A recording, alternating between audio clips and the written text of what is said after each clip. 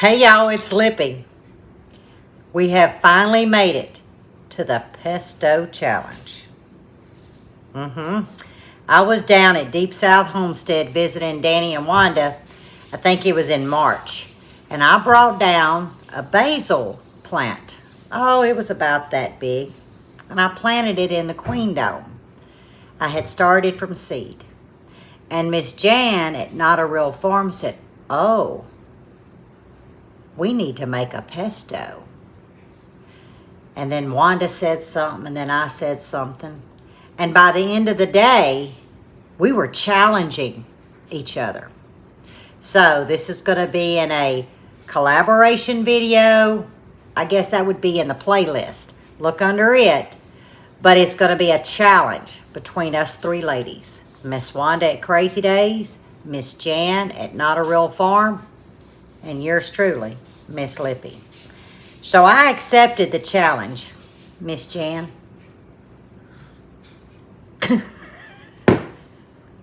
I can't even keep a straight face. Hang on, I got to get a sip. I'm about to choke on a grape. I was eating grapes. Okay, so this is going to go fast, okay, the recipe to making my pesto. But then I'm going to give a bonus of how I save my pesto and also another way you can use your pesto in these summer months. One of our favorites. All right, I got to show you the ingredients, right? This is where mine may be a little bit different. I do not use a food processor. And as I blend this, I'll explain why. I use just a traditional blender. I've had this one for years. You're going to need the star of the show, basil. Now this is equal parts of lemon basil and mammoth basil. So that would be a cup of each. I'm not going to use pine nuts. Instead, I am roasting walnuts. It's one of my favorite nuts to use in making a pesto. Lemon. This is about 1.5 tablespoons of minced garlic. You're going to need some EVOO, which is olive oil. And I do lean more towards the blonde side, the salad side, not a heavy robust, because there again, I'm using this as a dressing. Then we're going to need some Parmesan cheese, just salt and pepper. Just that easy, guys. Okay, you can see pretty good here. There is no oil in this skillet. This is a cold skillet. Remember, we're trying to toast them and bring their natural oils out. Just think of it as I do the bacon. I never put bacon in a hot skillet. I put bacon in a cold skillet, so as it heats up, it releases the oils first. And I'm going to put mine on about a number 4. And you're going to really watch these. I'm going to toast these low and slow. A good 10 minutes. And I'm just going to continuously move them around. I almost forgot something sitting right there. I bet you guys caught it. But I'll have the recipe in the description. I'm going to use about 1 tablespoon of Italian oregano. Okay? About 1 tablespoon. My favorite oregano. What that's going to do is that's going to give a deeper flavor, and it's going to bring out more of the pepper. Not in a heat sense, but it's going to have a good balance, because you got to remember, we've got the basil, we got the citrus, we got the sour from the Parmesan. Well, this right here will balance it. It has a little bit of a peppery, as where some oreganos have a more of a bitter, which is why it's used in Italian, meals. The tomato sauce, acidic, you need to bring a bitter in, but I love the Italian. I like that bit of pepper. So we're going to use about 1 tablespoon, but I know you guys saw it and I was like, uh-oh, I need to show, but the recipe will be in the description.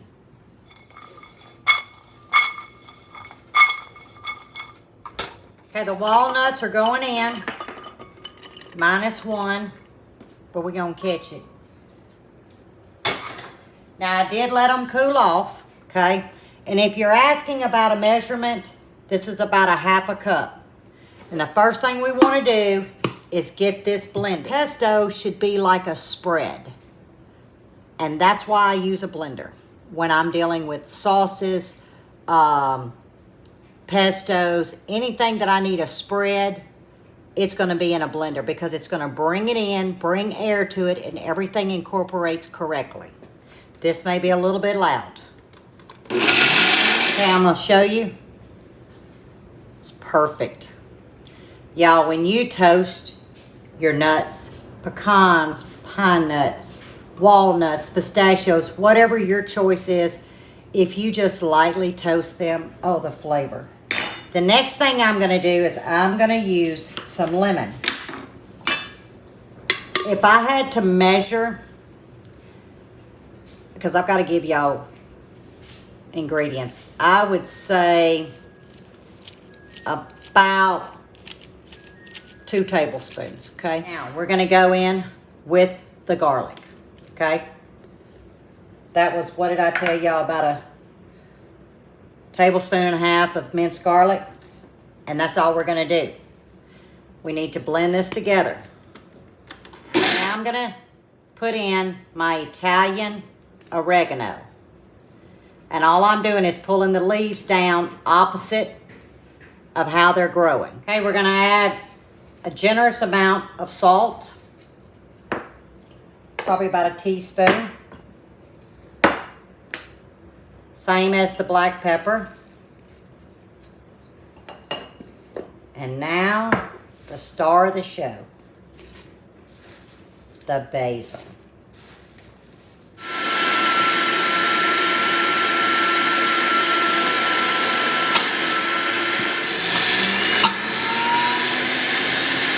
Now that we have it well blended, this is when I'm going to come in with about a half a cup of Parmesan cheese.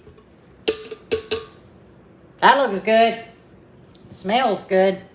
All right, I'm just going to lightly pulse.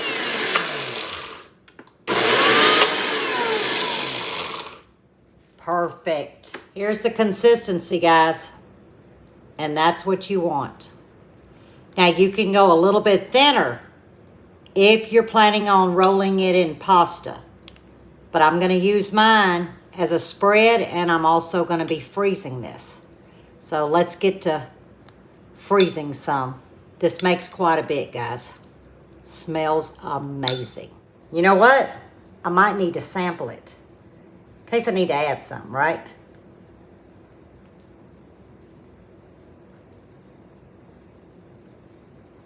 Little bit of salt. And that's all it needs. The flavors. It's just amazing. I'm gonna, a pinch, guys, just a pinch. That's all it was missing, just a little bit of salt. All right. We'll get my oven preheated.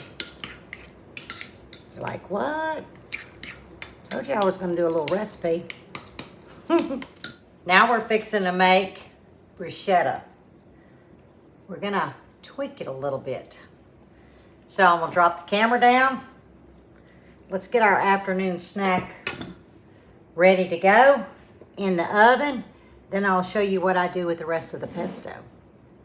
Okay, all I have here is about 1 inch thick of just French bread. Now this was in the freezer. I keep loaves of this in the freezer, and I just cut off the amount I want, put the loaf back in the freezer. And the first thing we want to do is just come in with some olive oil on both sides and just try to blend it in. A little bit of salt, a little bit of pepper, not much. We're going to turn it over and do the other side. Okay, now it needs to go into a 425 degree preheated oven. And we're going to toast these. So in about 3 minutes, check. When the bottom side is toasted, flip it over. You just want it very lightly toasted. Y'all can see pretty good. This is a tablespoon measure. And I'm going to come in and just drop it by tablespoons. The reason why I do measure so I know that's the exact amount that I'm going to be pulling out. It's just easier to keep up with. So I'm just going to fill this tray. And then we're going to flash freeze this 6 to 8 hours. And then I'll show you how I store it.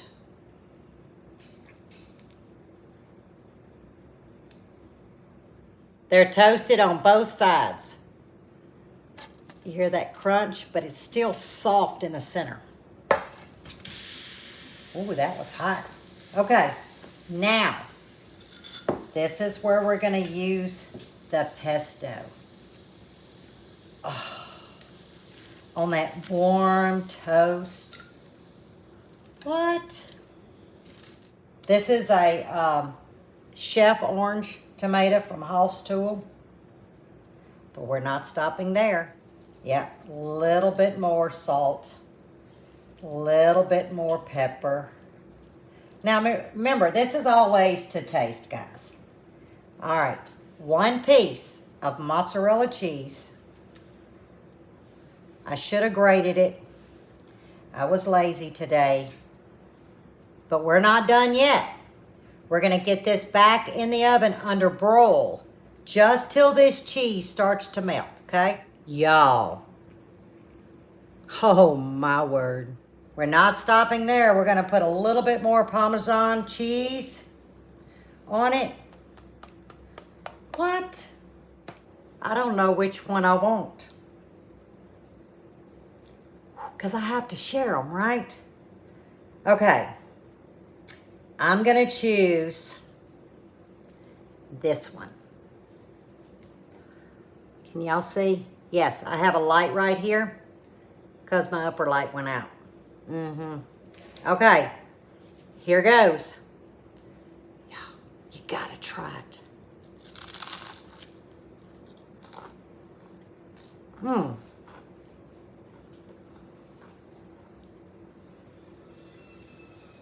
The pesto's not heavy.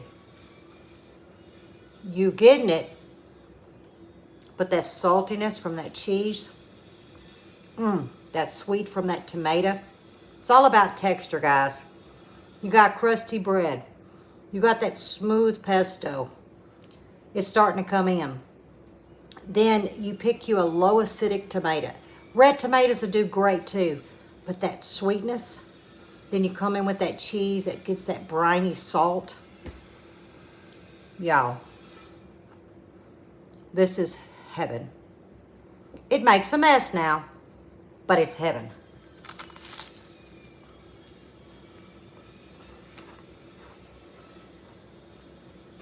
Holy cow. I've had no pesto, guys, in 2 years. I didn't make any last year at all. So Jan, thank you, honey. You sparked something in Lippy. So I'm gonna go feed Buddy. We're gonna sit down and have a snack. I'll see you in about 6 hours. Yep, it'll be 6 hours. And I'll show you what the pesto looks like after it flash freezes and then how I store it. Guys, you can pull out 1 or 2 tablespoons, let it get room temperature and make this because I will make more batches. I will cut the basil, you know, as it starts to want to bolt. I'll cut that off. I'll bring basil in and I'll have me a good gallon size bag because throughout the winter we use pesto on pizza, pasta, delicious on grilled chicken, baked chicken. It's endless. If you like that basil flavor, pesto is the way to go. Don't buy that jar stuff. And like I said, a Ninja or one of them bullets, that makes the best. I forgot I owned one. Or I would have left the blender in the pantry and I'd have pulled out that Ninja. Because that Ninja is just, you know, like that. All right, I'm going to go feed Buddy. See y'all in about 6 hours. Okay, y'all. Pesto 22. So I ended up, I believe, with 12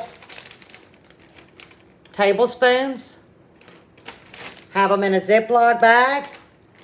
And then as I make more, I will flash freeze them and continuously fill this bag up.